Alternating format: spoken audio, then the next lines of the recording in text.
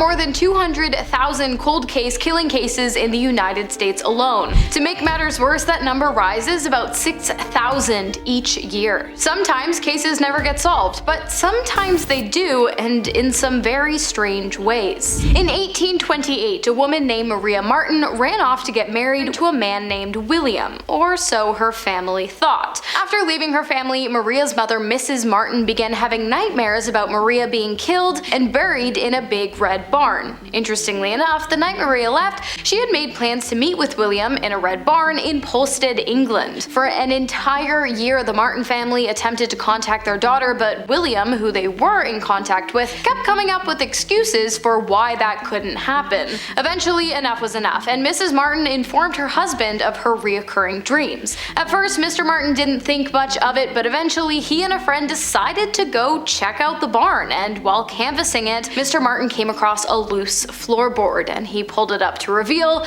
the decaying body of a woman wearing a green scarf wrapped inside of a sack. When Mr. Marten returned home, he asked his wife what color scarf Maria had been wearing the night she left, to which Mrs. Marten replied, green. William was questioned by investigators, and while at first he claimed to have never known a woman by the name of Maria, he was eventually found guilty and convicted of the crime. In 1922, police responded to weapons fire at a Southern California home. When they arrived on the scene, they found a woman named Dolly Oesterreich locked in the closet, and her husband Fred dead on the floor. Dolly screamed that a man had broken in to rob them, and Fred had died fending him off. But the truth is so much stranger. You see, Fred was a heavy drinker who often ignored Dolly. One day he sent a young man named Otto to fix Dolly's sewing machine. Little did Fred know, but he was sowing the seeds of his very own death. Dolly and Otto started having an affair that would eventually get way out of hand. Dolly really liked having Otto around.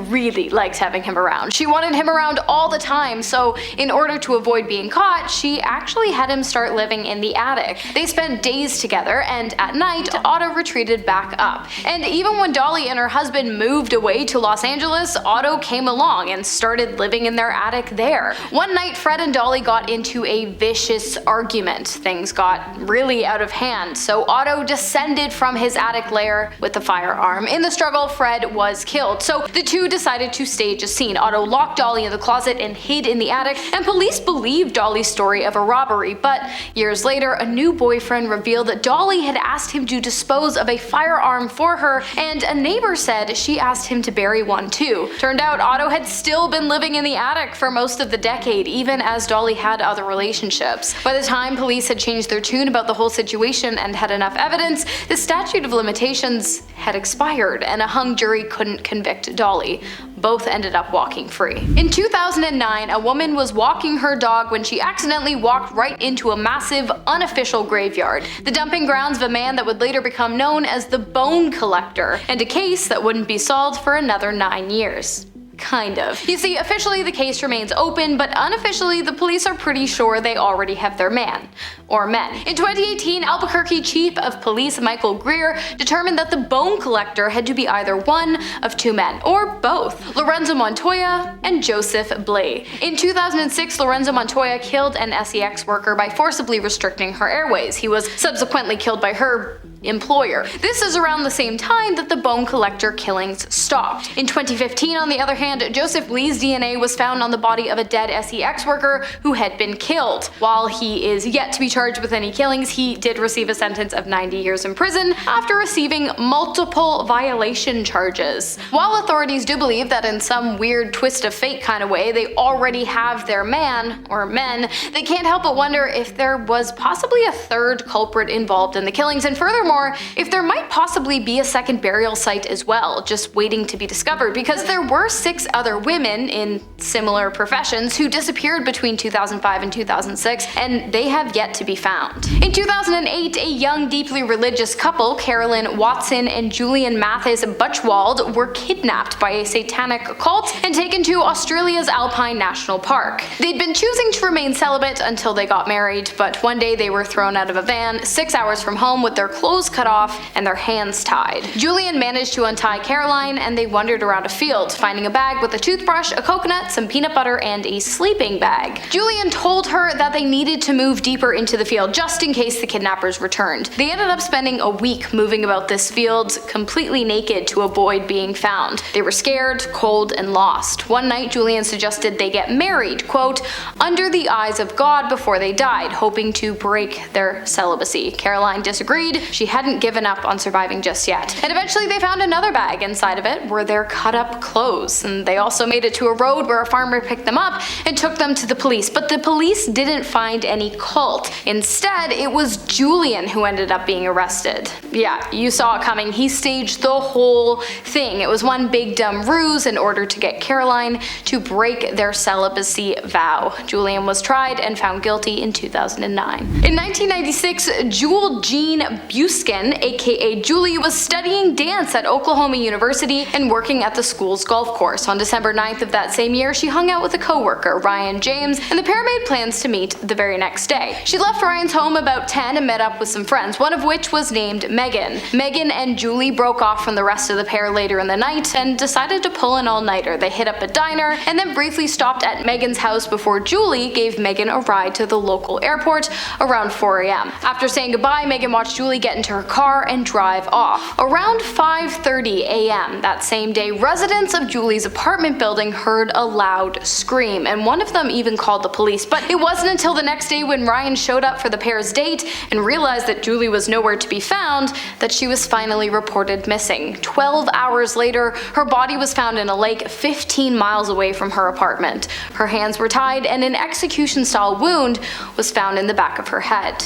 Also found at the scene were 2 pairs of footprints leading down to the lake and only one heading back, as well as Julie's leotard, which had traces of male DNA. Julie's car was later found in an apartment complex 1 block away from her own apartment, full of sand that matched the sand found at the lake where Julie's body was discovered. There was no evidence of a struggle, but her cell phone revealed that someone had made 2 calls after her time of death. One to check the weather and another to a number that was out of service. There were many suspects, including Dennis Sterner and his brother, but the DNA did not match DNA found at the crime scene. The police went on to test the DNA of 200 other men, but there was no match, and so the case went cold. 6 years later, a man named Anthony Castillo was arrested for being physically aggressive towards his girlfriend. His DNA was taken and tested, and lo and behold, it matched the DNA found at Julie's crime scene. A weapon was later found in the apartment he shared with his father that matched the one used to take Julie's life. Not only that, but the second number dialed on Julie's phone after her death was just 1 digit off of Castillo's girlfriend's phone number. Had he dialed the right number, he probably would have been arrested right away. He was sentenced to death for his crimes, although he maintained it was his father who violated and killed Julie, not him. Unfortunately for him, the evidence said otherwise, and his sentence was carried out on February of 2006. In 2007, the killing of James Foote was solved by an inmate playing cards in a Florida prison. James Foote was killed in 2004 after being fired at in a Fort Myers parking lot. Unfortunately, there were no leads, as there was no evidence at the scene linking anyone to the crime. In 2005, Special Agent Tommy Ray came up with an idea to put information and photos of victims from unsolved places on packs of playing cards to see if any inmates might recognize the victims and provide the police with new leads. Well, in the case of James Foote, it worked. After seeing James's photo and the details of his death on a 7 of clubs, an inmate informed police that a fellow inmate, Derek L. Hamilton, had been bragging about having committed the crime. Hamilton was later charged with killing, and the case was finally solved. In 1991, the cold case of who killed Martha Brailsford was solved by a woman named Lori Cabot, who had never met Martha or known who Martha was until long after her death. Lori was brought in to assist in the case of Martha's disappearance after police captain Paul Murphy realized he had in fact hit a dead end. He spoke to Martha's neighbor Tom, but unfortunately, Tom had a bit of a habit of changing up his story. In one version, he hadn't seen her the day of her disappearance, and in another, the pair had gone sailing and a large wave had thrown Martha overboard, but he didn't report it because he panicked. Lori, who was a Salem witch and psychic, had a different story. She told the police chief that while channeling Martha's energy, she had seen the true events of the day Martha disappeared. Apparently, Tom had made an unwanted advance while the two were out at sea. She declined, he got angry. He struck her on the head, tied a small anchor to her ankle, weighed her down at the waist, and tossed her off the boat near an island close to a lighthouse. Sure enough, a search was conducted, and hours later, Martha's body was found in the exact condition described by Lori Cabot. Tom was later charged with Martha's death.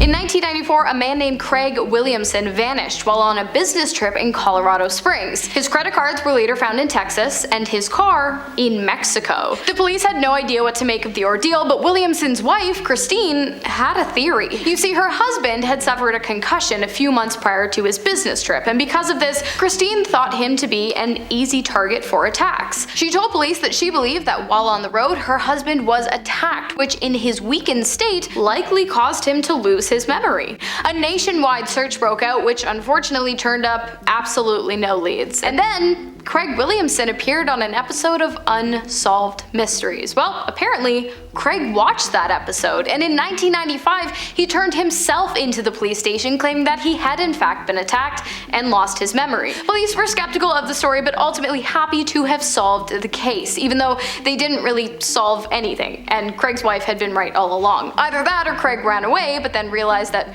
with his face all over newspapers and television, his best bet was to corroborate his wife's story and return home after a year-long hiatus. On June 13th of 1993, a woman named Ann Childs was found dead in her home in Minneapolis, Minnesota. She had been impaled with a large blade several times. There was evidence all over the crime scene, but unfortunately, the DNA discovered in Ann's home provided no leads, and the case went cold. That is until 2018 rolled around, and investigators decided to see if the DNA found at the crime scene might just match any DNA submitted to commercial genealogy websites.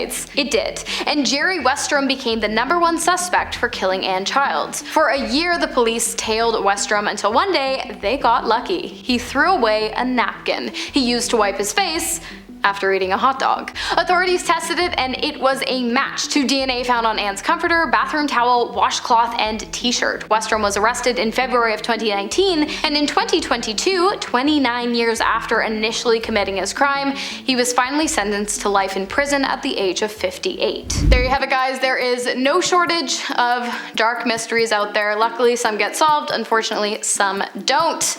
Thanks for watching. I've been your host, Hannah Thompson. See you next time.